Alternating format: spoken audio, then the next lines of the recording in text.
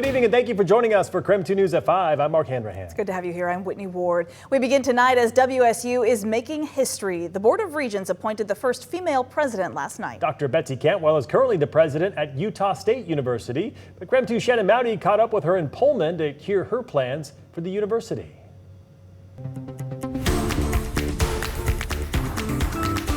Dr. Betsy Cantwell doesn't take office until April, but she's already got plans for her first days.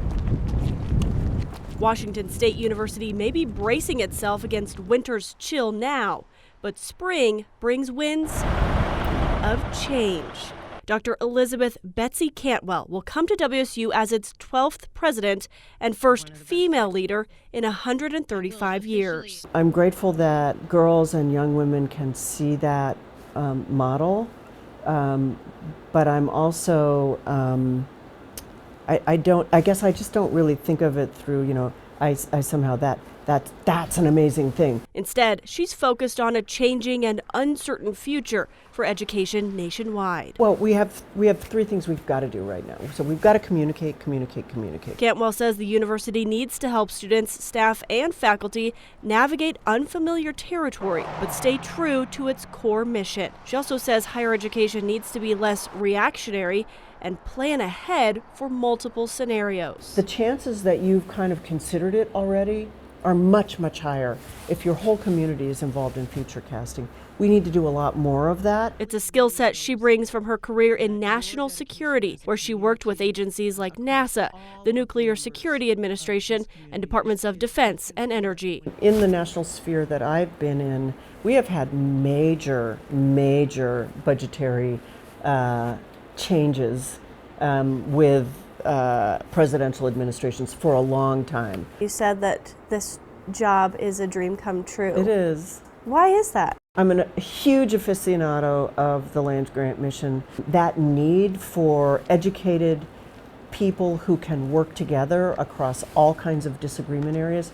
massively important right now. Before she makes any moves at WSU, Cantwell says she'll hear from students, staff, Cougs across the university system to pinpoint the biggest concerns and critiques. Well, I want to listen to us and actually feed back to us, this is what I heard, and therefore we're going to move in these directions.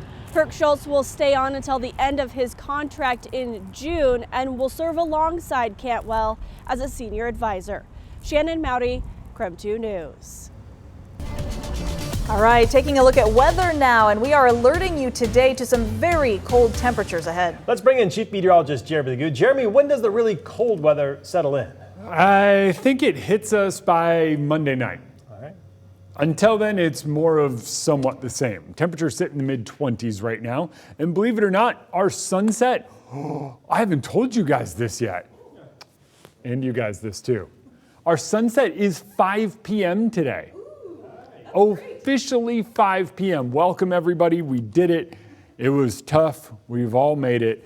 Days are getting longer. Overnight, we fall back into the teens. Not that cold, relatively, or compared to where we will be, but we do have some winter weather advisories in place for about 1 to 4 inches of snow across the Palouse and in parts of North Idaho. When it comes to that snow, I think we're pretty good until tomorrow afternoon. It starts up in the mountains and then grows more widespread by tomorrow evening.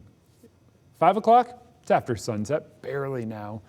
It moves through quite quickly. By 10, we're done with it unless you're down in the Palouse or up in the Silver Valley. And for that reason, they squeeze out more snow there. We'll see increasing sunshine throughout the day on Sunday, and then Monday is when the cold moves in. Clearing skies allow our temperatures to take a dive, and in a big way. We're going to be tracking temperatures down near zero Tuesday morning and Wednesday morning, and those afternoon highs won't warm all that much. My goodness. All right, Jeremy, thank you.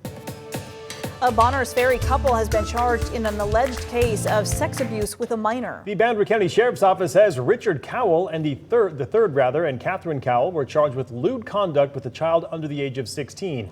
Both suspects are being held on a $1 million bond. A spokesperson for Boundary County confirms that Bonners Ferry Police Chief Willie Cowell turned in his brother Richard when he learned of the alleged crime. Now, a search of the Idaho Secretary of State business licenses shows that Catherine Cowell operates Little Zookeeper's Daycare in Bonners Ferry. The facility, though, isn't listed as a licensed daycare by the Idaho Department of Health and Welfare. The Boundary County Sheriff's Office says if you have any information about the case, no matter how insignificant it may seem, to please call them. That number is right there on your screen. You can also find it on our website, KREM.com.